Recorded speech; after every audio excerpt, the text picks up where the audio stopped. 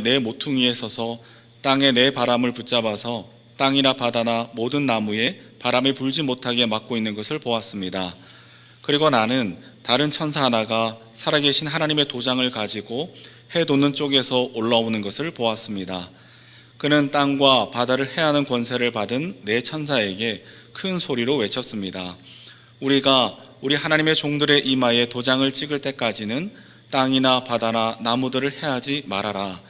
내가 들은 바로는 도장이 찍힌 사람의 수가 14만 4천 명이었습니다. 이와 같이 이마에 도장을 받은 사람들은 이스라엘 자손의 각 지파에서 나온 사람들이었습니다. 도장이 찍힌 사람은 유다 지파에서 1만 2천 명이요, 르우벤 지파에서 1만 2천 명이요, 갓 지파에서 1만 2천 명이요, 아셀 지파에서 1만 2천 명이요, 납달리 지파에서 1만 2천 명이요, 므낫세 지파에서 1만 2천 명이요, 시므온 지파에서 1만 2천 명이요, 레위 지파에서 1만 2천 명이요, 이사가엘 지파에서 1만 2천 명이요, 스불론 지파에서 1만 2천 명이요, 요셉 지파에서 1만 2천 명이요, 베냐민 지파에서 1만 2천 명이었습니다. 그 뒤에 내가 보니 아무도 그 수를 셀 수 없을 만큼 큰 무리가 있었습니다. 그들은 모든 민족과 종족과 백성과 언어에서 나온 사람들인데 흰 두루마기를 입고 종려나무 가지를 손에 들고 보호자 앞과 어린 양 앞에 서 있었습니다. 그들은 큰 소리로 구원은 보좌에 앉아 계신 우리 하나님과 어린 양의 것입니다 하고 외쳤습니다. 모든 천사들은 보좌와 장로들과 네 생물을 둘러서 있다가 보좌 앞에 엎드려 하나님께 경배하면서 아멘, 찬송과 영광과 지혜와 감사와 존귀와 권능과 힘이 우리 하나님께 영원 무궁하도록 있습니다. 아멘 하고 말하였습니다. 그때의 장로들 가운데 하나가 흰 두루마기를 입은 이 사람들은 누구이며 또 어디에서 왔습니까? 하고 나에게 물었습니다. 내가 장로님께서 잘 알고 계십니다 하고 대답하였더니 그런 나에게 이렇게 말하였습니다. 이 사람들은 큰 환난을 겪어낸 사람들입니다. 그들은 어린 양이 흘리신 비에 자기들의 두루마기를 빨아서 희게 하였습니다. 그러므로 그들은 하나님의 보좌 앞에 있고 하나님의 성전에서 밤낮 그분을 섬기고 있습니다. 그리고 그 보좌에 앉으신 분이 그들을 덮는 장막이 되어 주실 것입니다. 그들은 다시는 줄이지 않고 목마르지도 않고 해나 그 앞에 어떤 열도 그들 위에 괴롭게 내려쬐지 않을 것입니다. 보좌 한가운데 계신 어린 양이 그들의 목자가 되셔서 생명의 샘물로 그들을 인도하실 것이고 하나님께서 그들의 눈에서 눈물을 말끔히 씻어 주실 것입니다. 이는 하나님의 말씀입니다. 하나님 감사합니다. 오늘은 요한계시록 7장의 말씀을 가지고 함께 나눌 텐데요. 그 전에 우리 지난주일 암송 구절로 함께 암송하도록 하겠습니다. 각 저서에서 또 유튜브를 통해 시청하시지만 또 함께 암송해 주시고요. 또 제가 다 확인할 수는 없지만 그러나 함께 암송하면 좋겠습니다. 요한계시록 6장 17절입니다. 시작. 그들이 진노를 받을 큰 날이 이르렀다. 누가 이것을 버텨낼 수 있겠느냐. 요한계시록 6장 17절 말씀. 감사합니다. 오늘 우리가 함께 살펴볼 7장은 지난주에 말미에 말씀드린 대로 요한계시록 6장 17절의 물음에 대한 답변입니다. 오늘 암송 구절이기도 했고요. 또 그들이 진노를 받을 큰 날이 이르렀다. 누가 이것을 버텨낼 수 있겠느냐? 라는 질문으로 6장이 마쳤는데 이 질문에 대하여 답하는 내용이 7장 전체라고 할 수가 있습니다. 누가 이것을 버텨낼 수 있겠느냐? 구체적으로 또 그것을 확인하기 전에 우선 7장의 내용을 간략하게 함께 설명해 드리겠습니다. 7장의 내용을 크게 나누면 1절에서 8절까지가 전반부고 또 9절에서 17절까지가 후반부입니다. 1절에 먼저 보시면 천사 넷이 땅의 네 모퉁이에 서서 땅의 네 바람을 붙잡아서 땅, 바다, 모든 나무에 바람이 불지 못하게 막고 있다. 이렇게 이제 시작을 하는데요. 당시 요한의 세계관에서는 지구는 평평하다 이렇게 생각했습니다. 그러니까 지금처럼 지구가 둥근 것이 아니고 그때만 해도 지구는 평평하고 땅끝이 있다 이렇게 생각한 것이죠. 그래서 네 천사가 땅의 네 모퉁이 땅끝에 서서 네 바람을 붙잡고 있다라고 하는 그림 언어가 가능하게 됩니다.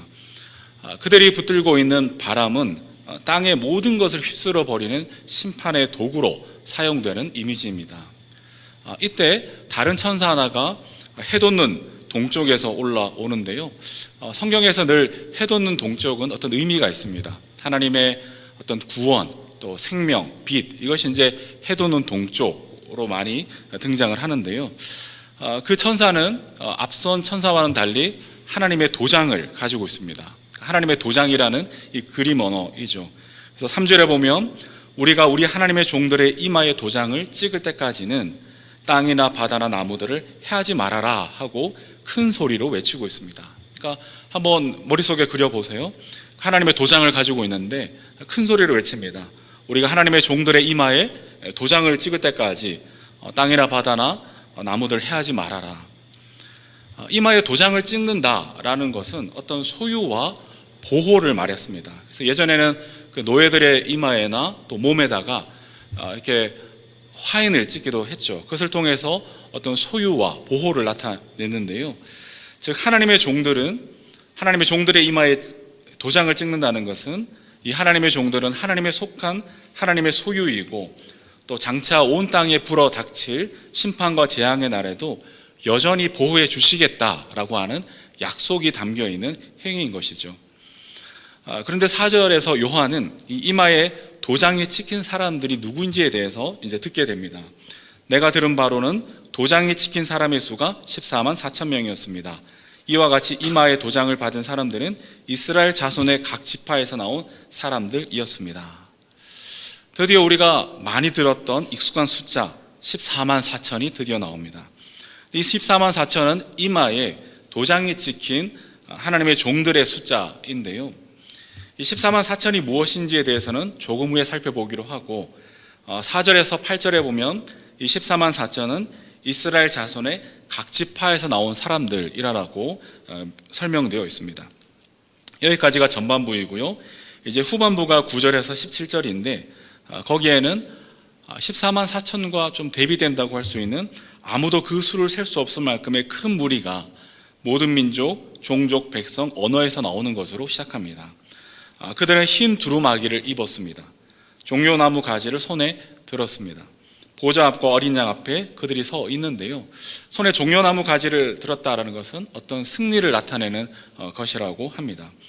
그들의 정체에 대해서 장로들 가운데 하나가 이렇게 대답합니다. 이 사람들은 큰 환난을 겪어낸 사람들이고 어린 양이 흘리신 피에 자기들의 두루마기를 빨아서 희귀한 사람들이다. 이렇게 그들의 정체에 대해서 설명해 줍니다. 그리고 그들은 하나님의 위로와 보호를 영원히 받게 될 것이라는 약속을 받는 것으로 이 7장의 내용이 마무리가 됩니다. 이렇게 간략하게 7장에 대해서 살펴보았는데요. 이제 본격적으로 6장 17절의 질문, 누가 이것을 버텨낼 수 있겠느냐라는 질문에 대해서 구체적인 답변을 하나하나 생각해 보겠습니다. 누가 이것을 버텨낼 수 있겠는가? 즉 최후 심판의 날에, 그러니까 6번째 인을 뗄 때에는 최후 심판의 날이 이루어지는 것을 보았는데요. 즉 최후 심판의 날에 하나님과 어린 양의 진노로부터 누가 피할 수 있겠느냐? 이 질문에 대해서, 이 탄식에 대해서 3절에서 단도직입적으로 말합니다. 우리가 우리 하나님의 종들의 이마에 도장을 찍을 때까지는 땅이나 바다나 나무들을 해하지 말아라. 이것이 답변입니다. 즉 이마에 하나님의 도장이 찍힌 사람들이 마지막 종말의 심판을 버텨내고 구원을 얻을 수 있다라는 답변인 것이죠. 이마에 도장을 찍는다는 것은 사도 바울의 표현대로 하면 성령으로 인치심을 받는 것이라 할 수 있습니다. 성령으로 거듭나서 구원을 받는 것이죠. 그래서 에베소서 1장 13절에 보니까 여러분도 그리스도 안에서 진리의 말씀 곧 여러분을 구원하는 복음을 듣고서 그리스도를 믿었으므로 약속하신 성령의 날인을 받았습니다. 그러니까 성령의 인치심을 받았다라는 겁니다. 그리고 이 성령의 인치심을 받는 일은 예수를 믿고 죄사함을 받을 때 누구에게나 주시는 하나님의 선물인 것을 성경은 말씀합니다. 그래서 사도행전 2장 38절에 보니까 베드로가 대답하였다. 회개하십시오. 그리고 여러분 각 사람은 예수 그리스도의 이름으로 세례를 받고 죄의 용서를 받으십시오. 그리하면 성령을 선물로 받을 것입니다. 예수 그리스도의 이름으로 세례를 받고 죄의 용서함을 받는 사람은 누구든지 성령의 인치심을 받게 되는 겁니다. 이것을 요한계시록의 표현을 빌리자면 어린 양이 흘리신 피에 자기들의 두루마기를 빨아서 희게 하는 사람은 성령의 인치심, 즉 하나님의 도장을 이마에 받게 되는 것이죠. 이상에서와 같이 최후 심판의 날에 누가 버텨낼 수 있는가라는 질문에 대하여 7장에서는 이마에 인치심을 받은 사람들이 버텨낼 수가 있다. 즉 예수 그리스도의 피로 말미암아 성령의 인치심을 받은 사람들이 버텨낼 수 있다라는 것을 우리는 알 수가 있습니다. 계시록 6장 15절에 보면 땅의 왕들과 고관들과 장군들과 부자들과 세도가들조차도 하나님의 진노가 두려워서 피하고자 했습니다. 그런 것으로는 하나님의 최후의 심판을 맞이할 수가 없다라는 것을 알 수 있습니다. 다만 이마에 인치심을 받은 사람들, 즉 어린 양의 피로 대속함을 받아 성령으로 인치심을 받은 사람들이 구원을 받을 수가 있습니다. 바로 이들이 개인적 죽음과 역사적 종말로 나타나는 하나님의 최후의 심판의 날에도 흰 옷을 입고 손에 종려나무 가지를 들고 보좌 앞에 두려움 없이 서게 됩니다. 사랑하는 여러분, 이미 임한 하나님의 나라와 또 여전히 활동 중인 마귀가 겹쳐있는 이 세상에서 우리가 지금은 살고 있습니다. 그러나 이 세상은 언젠가는 끝이 나고 천국과 지옥이 갈라지는 세상의 마지막 밤은 반드시 옵니다. 개인적 죽음이든지 역사적 종말이든지 하나님의 최후 심판의 날이 도적같이 임하는 때에 우리는 과연 준비가 되어 있습니까? 분명한 것은 현대판 황제 숭배로는 나는 새도 떨어뜨리는 위세를 떨쳐보았자 아침 안개와도 같을 것입니다. 그런 것으로는 도리어 하나님의 진노를 살 뿐입니다. 오직 하나님께서 이마에 도장을 찍어준 사람들만이 최후 심판의 날을 견디어낼 것입니다. 그런데요, 이마에 인치심을 받은 사람들은 다름이 아닙니다. 예수를 주로 고백하고 성령의 인치심을 받은 교회의 누리가 바로 그들입니다. 교회의 누리가 바로 인치심을 받은 하나님의 백성이라는 것이죠. 그래서 교회의 누리는 개인적 죽음과 역사적 종말로 나타나는 하나님의 최후의 심판의 날에도 두려움 없이 보좌 앞에 설 수가 있습니다. 이 사실이 불확실성이 가득한 코로나19 시대에 얼마나 큰 안심이 되는 약속인지 모릅니다. 우리는 예수를 주로 고백하고 성령으로 인치심을 받은 사람들입니다. 아무도 흔들 수 없는 이 약속과 보증이 우리에게는 있습니다. 따라서 우리는 불확실성이 가득한 코로나19 시대에도 죽기를 두려워해서 일평생 죄의 종로로 타는 세상과는 전혀 다르게 살아야 할 것입니다.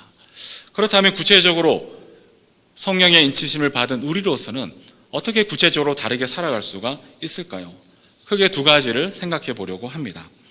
첫 번째는 영적인 전투를 치루어야 합니다. 4절에서 8절 이 전반부에 보시면 이마에 도장을 받은 사람의 숫자가 14만 4천인데 이스라엘의 각 지파에서 나온 사람들이었다라고 했습니다. 이 14만 4천에 대해서는 참 오해가 많은 것 같습니다.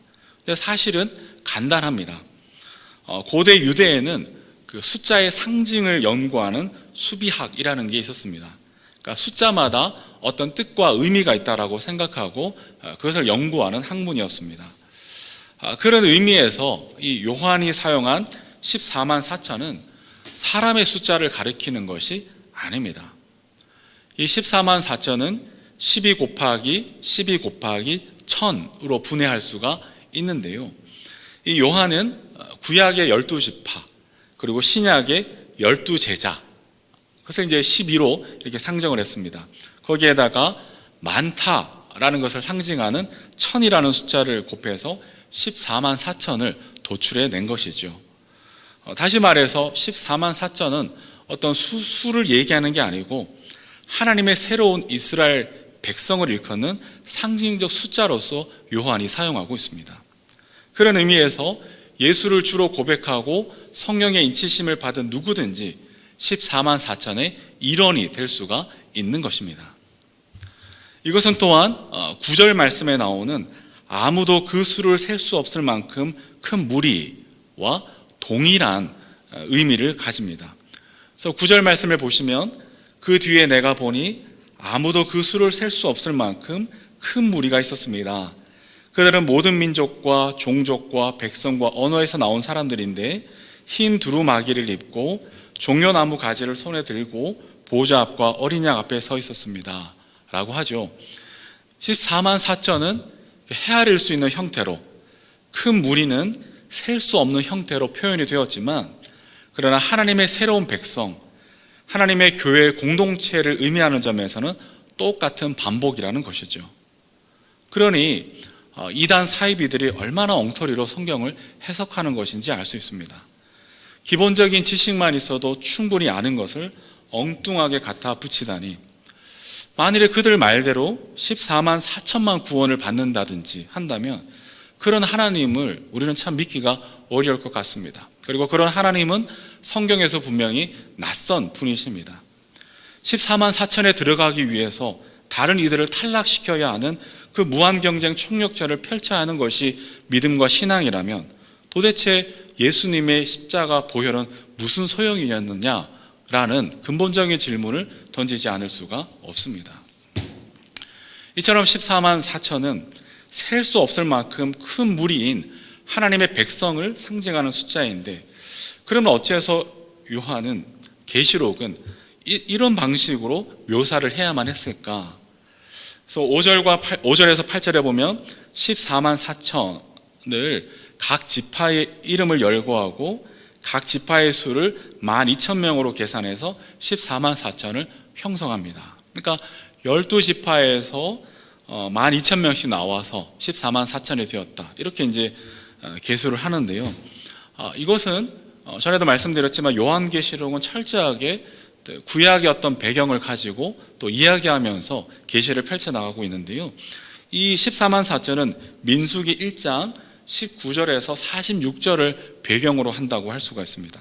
그래서 민수기 1장 19절에서 46절에 그 이스라엘 백성을 계수하는 장면이 나오는데, 그 계수 방식은 군대에 나갈 만한 자로 이스라엘 백성을 계수하는 방식입니다. 다시 말해서 이 14만 4천이라는 숫자는 결국 한편으로는 셀 수 없이 많은 하나님의 백성을 상징하면서 동시에 하나님의 군사로 부름받은 성도의 정체성을 나타내고 있다라고 할 수가 있습니다. 따라서 이 땅에서 성도가 살아가는 동안에 교회와 성도는 영적 전투를 행해야만 하는 하나님의 군사, 하나님의 군사로 부르심을 받았다라는 정체성을 부여받은 것이지요. 교회와 성도가 하나님의 군사이기에 우리의 싸움은 가상의 적을 설정하고 싸우는 것이 결코 아닙니다.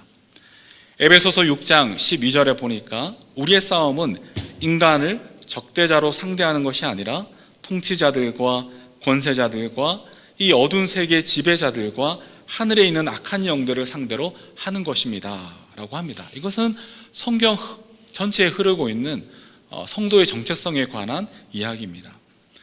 돈과 섹스와 권력으로 상징되는 이 현대판 황제 숭배 문화가 너무나도 자연스러운 세상에서 그 배후에 있는 마귀의 활동을, 그 관계를 영적 분별과 지각을 가지고 간파해내고 거룩한 싸움을 해나가야 하는 것이 성도의 정체성인 것이죠. 과학시대의 마귀라니 어처구니가 없네 라고 생각한다면 우리는 C.S. 루이스의 말을 귀담아 들어야 할 겁니다. 악마의 존재를 믿지 않는 것과 악마를 믿되 불건전한 관심을 지나치게 많이 쏟는 것 둘 다가 심각한 문제라고 그는 이야기합니다. 이 마귀는 실제로 아담도 꿰었고 둘째 아담이신 예수님도 시험을 했었고 지금도 우는 사자같이 두루 삼키며 삼킬 자를 찾고 있는 것이 우리의 현실입니다. 그래서 장신대 김명용 교수는 유대인, 예를 들어서 히틀러의 그 2차 세계대전 당시에 그 사태를 두고서 이런 말을 합니다.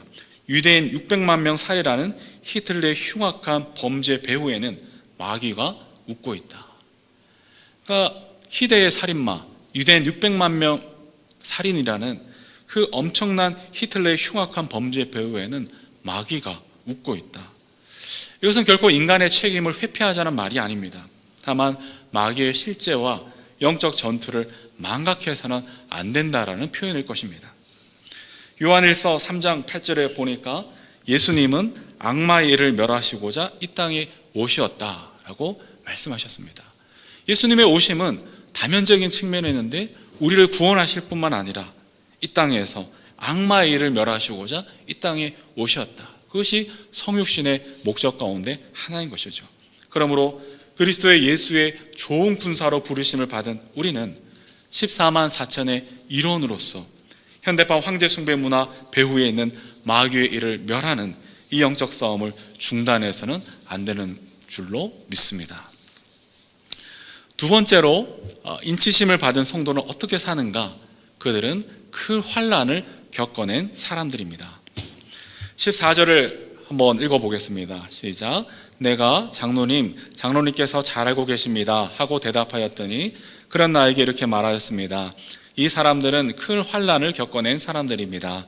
그들은 어린 양이 흘리신 피에 자기들의 두루마기를 빨아서 희게 하였습니다 라고 합니다.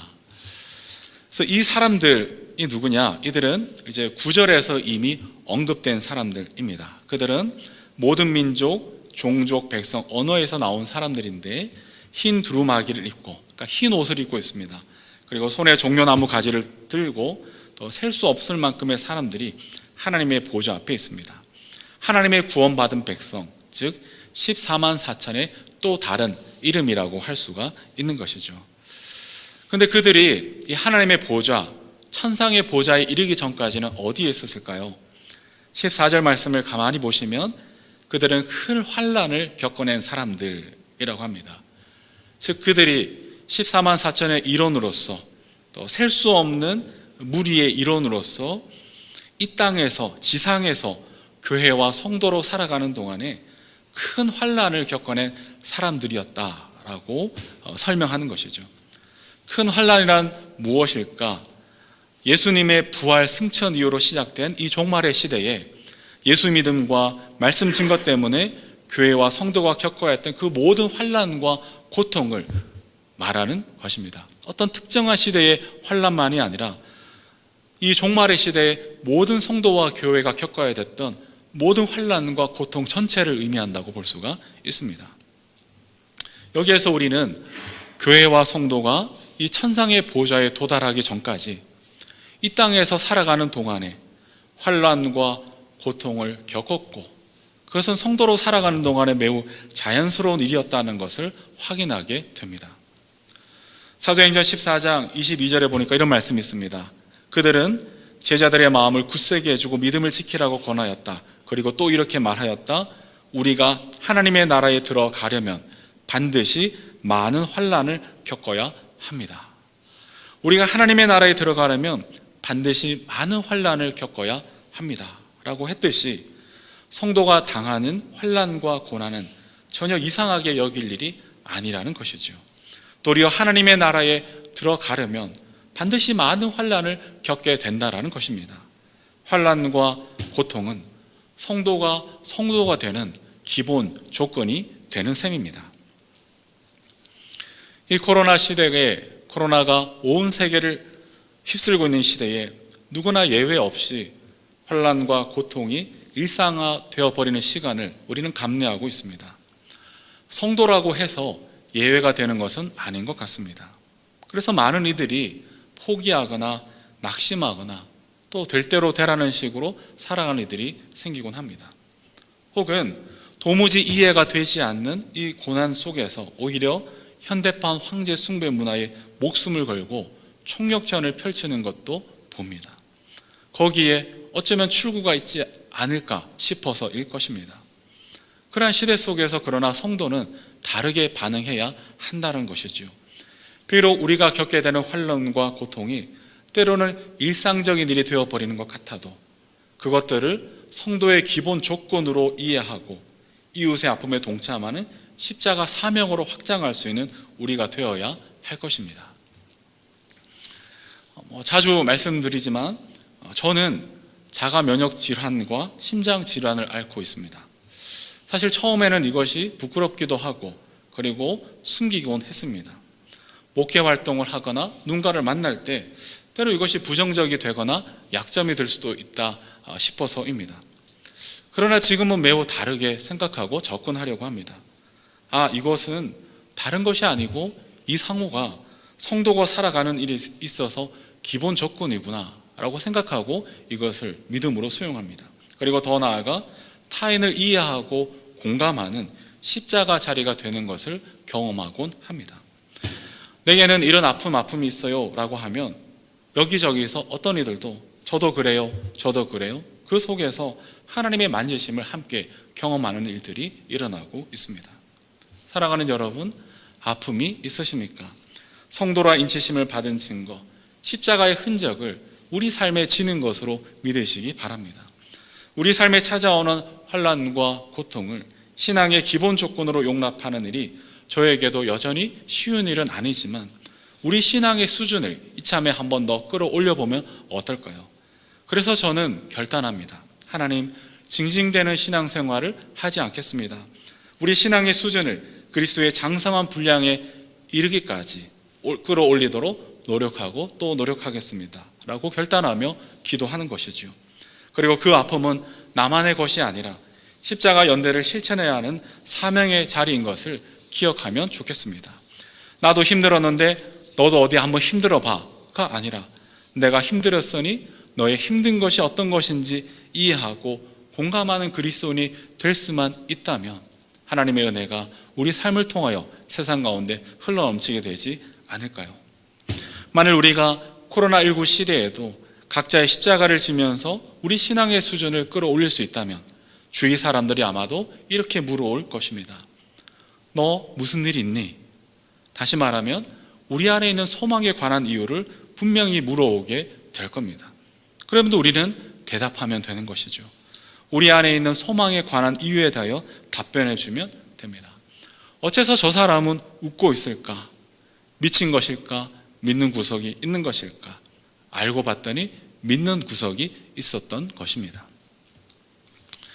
그렇다면 마지막으로 우리에게 있는 소망에 관한 이유, 즉 믿는 구석은 어떤 것일까? 오늘 본문에서 확인해 보겠습니다. 사실 반복해서 말씀드리지만 이 땅에서 성도로 살아가는 일이 만만하지가 않습니다. 돈과 섹스와 권력으로 상징되는 그 현대판 황제 숭배 문화가 판치는 세상에서 힘없고 가난한 이들의 비명과 고통이 끊이지를 않습니다. 며칠 전에 우연한 기회에 김동호 목사님의 그 날개새 방송을 보았는데 이런 얘기를 하시더라고요. 부자는 불로소득으로 더 부자가 되고 가난한 자는 그나마도 빼앗기는 이 자본주의의 불공정한 시스템을 희년의 정신으로 현대에 새롭게 적용해야 된다.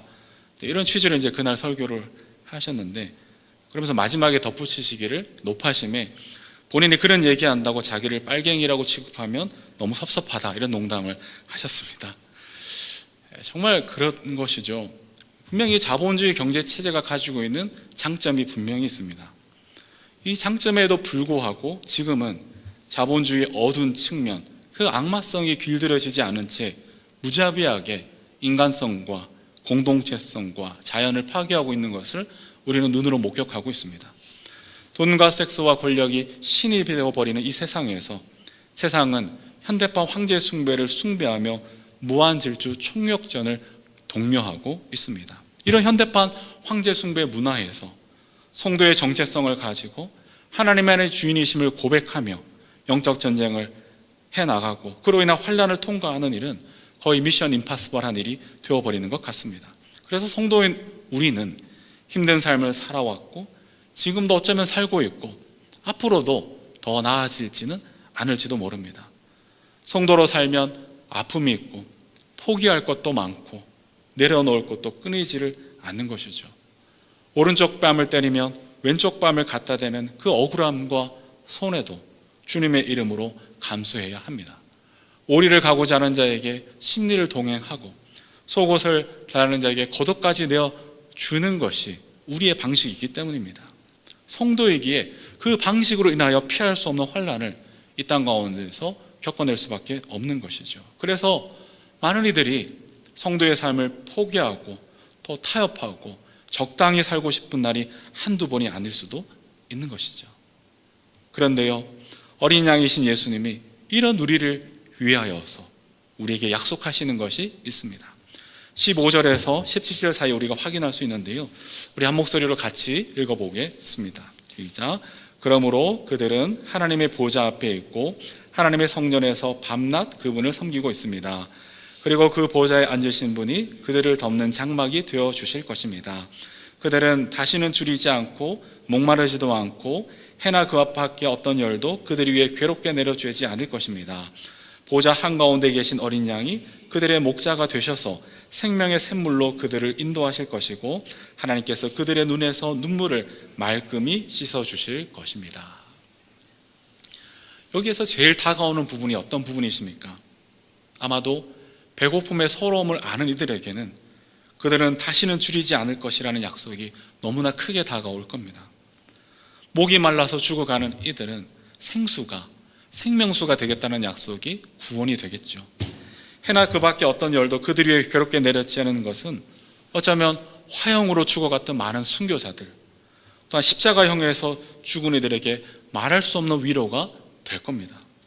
십자가의 죽음은 보통 일주일에서 열흘 정도 걸린다고 하는데요, 온몸의 피를 다 빼내버리고 짐승이 파먹게 해서는 햇볕에 말려 죽이는 것이 십자가 처형입니다. 근데 다시는 그런 일을 겪지 않게 하시겠다라고 약속합니다. 그와 같이 버림을 당했던 이들에게는 목자가 되어주시는 것에서, 어떤 이들은 눈에서 눈물을 말끔히 씻어주시는 것에서 큰 위로와 소망을 느끼게 되는 것이죠. 우리는 어느 부분에서 큰 위로와 소망이 다가오십니까? 이 모든 것들 속에서 저는 주님의 마음을 듣는 것 같습니다. 내가 안다. 내가 다 안다.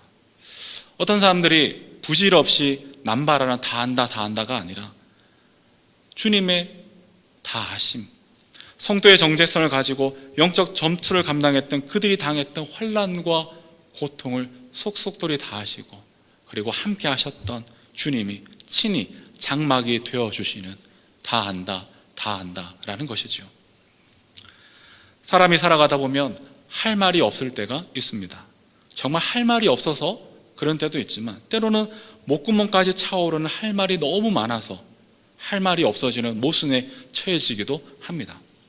너무 기가 막힌 일들을 겪어서 도무지 어디서 어떻게 풀어내야 할지 필설로 다 할 수 없었던 일들, 내가 꿈을 꾼 건지 진짜로 있었던 일인지 우리 자신도 믿어지지 않아서 아무런 말도 할 수 없는 그때에, 그러나 주님은 우리에게 찾아오셔서 말씀하십니다. 내가 안다. 내가 안다. 내가 너의 하나님이다. 내가 너의 장막이다 라고 약속하시는 것이죠. 며칠 전에 밤늦게 사무실에서 집으로 돌아가는 길에 길거리를 배회하는, 불안하게 배회하는 길고양이를 한 마리 보게 되었습니다. 고양이가 이제 차들이 많이 왔다 갔다 하니까 그 차량을 빼서 어느 골목으로 쏙 들어가는데, 근데 거기에서도 갑자기 차량에 불빛이 나오니까 어디로 가야 할지 잠시 주춤하는 어느 노래 가사처럼 고양이의 거친 생각과 불안한 눈빛이 저를 사로잡았습니다. 고양이가 만일 생각할 줄 안다면 나는 누구이고 여기는 어디인가 라는 존재 질문을 던질 것 같은 그런 찰나였습니다. 이 세계 속에 아무런 이유도 없이, 아무런 설명도 없이 무작정 던져졌는데, 어느 것도 안전한 곳을 찾을 수 없는 그 고양이의 불안한 눈빛이 마치 이 세계 속에서 어디에서 와서 어디로 가는지 알지 못하는 이 현대인들이 하루하루 근근히 삶을 영위해가는 그들의 불안한 자화상같이 느껴졌습니다. 특히나 현대판 황제 숭배 문화에 동화할 수 없어서 더 가중되는 성도의 환난과 고통은 도무지 가늠할 수 없는 아픔이 아닐 수가 없다라는 것이죠. 과연 우리는 어디로 가야 하는 것일까요? 어디에서 우리의 안전을 확인하고 안심할 수가 있을까요? 그러나 주님이 약속하십니다. 요한복음 14장 1절에서 3절에 보니까 너희는 마음에 근심하지 말아라. 하나님을 믿고 또 나를 믿어라. 내 아버지의 집에는 있을 곳이 많다. 그렇지 않다면 내가 너희의 있을 곳을 마련하러 간다고 너희에게 말했겠느냐? 나는 너희가 있을 곳을 마련하러 간다. 내가 가서 너희가 있을 곳을 마련하면 다시 와서 너희를 나에게로 데려다가 내가 있는 곳에 너희도 함께 있게 하겠다. 주님이 우리를 위해 처소를 마련하시고 우리를 그곳으로 인도해 가신다라고 약속합니다. 그곳은 어디일까요? 15절에서 17절 말씀, 오늘 본문을 다시 한번 한 목소리로 읽어보겠습니다. 그러므로 그들은 하나님의 보좌 앞에 있고 하나님의 성전에서 밤낮 그분을 섬기고 있습니다. 그리고 그 보좌에 앉으신 분이 그들을 덮는 장막이 되어 주실 것입니다. 그들은 다시는 줄이지 않고 목마르지도 않고 해나 그 밖에 어떤 열도 그들 위에 괴롭게 내려 쬐지 않을 것입니다. 보좌 한가운데 계신 어린 양이 그들의 목자가 되셔서 생명의 샘물로 그들을 인도하실 것이고 하나님께서 그들의 눈에서 눈물을 말끔히 씻어 주실 것입니다. 우리를 어디로 인도하신다고 하십니까? 하나님의 보좌 앞에 있게 하시는 것이죠. 그곳에서 우리는 안전할 겁니다. 하나님이 친히 장막이 되어 주십니다. 우리의 눈물을 닦아 주십니다. 사랑하는 여러분, 우리는 이 약속과 소망을 가지고 있습니다. 우리에게 이러한 운명이 정해져 있습니다. 우리에게는 이런 믿는 구석, 소망에 관한 이유가 있습니다. 그러니 담대하십시오. 안심하십시오. 영적 전투에서 반드시 승리하십시오. 주님이 아십니다. 그리고 성령께서 우리와 함께하고 계십니다. 이번 한 주간 과제를 내어드리겠습니다. 이번 한 주간 과제는 나의 영적 싸움은 무엇인가? 라는 질문을 가지고 함께 고민해 보시고 영적 싸움에서 승리하는 한 주간이 되셨으면 좋겠습니다. 이제 우리 함께 찬양하시고 기도하는 시간 갖도록 하겠습니다.